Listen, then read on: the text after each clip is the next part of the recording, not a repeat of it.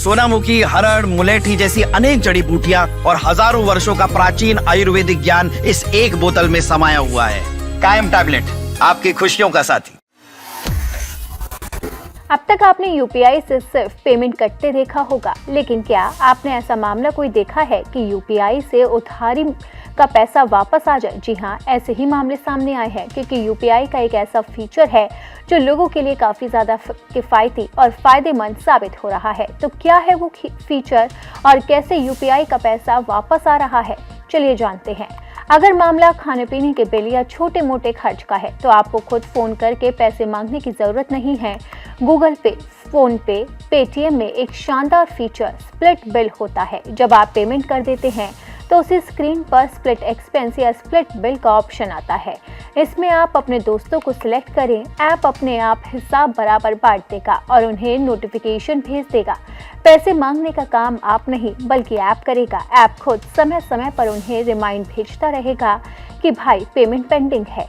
इसमें ना आपको शर्म आएगी और ना ही सामने वाले को बुरा लगेगा। अगर मामला बड़ा है, जैसे आपने किसी को कैश या ऑनलाइन बड़ी रकम उधार दी है और वो लौटाने से साफ मना कर रहा है, तो स्प्लिट बिल काम नहीं आएगा।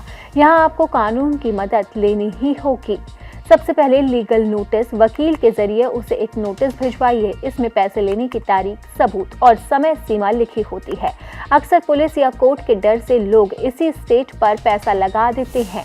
वही सिविल सूट, अगर वो नोटिस का जवाब ना दे तो आप सीपीसी यानी कि कोड ऑफ सिविल प्रोसीजर के ऑर्डर 37 के तहत केस कर सकते हैं। इसमें उसे 10 दिन के अंदर कोर्ट में आकर जवाब देना ही होगा।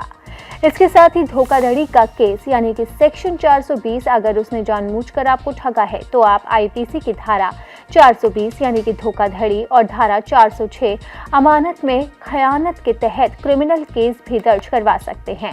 इसमें जेल जाने का भी प्रावधान है और इस तरीके से आप कानूनी कार्रवाई करके अपनी बड़ी उधार की रकम को वापस ले सकते हैं।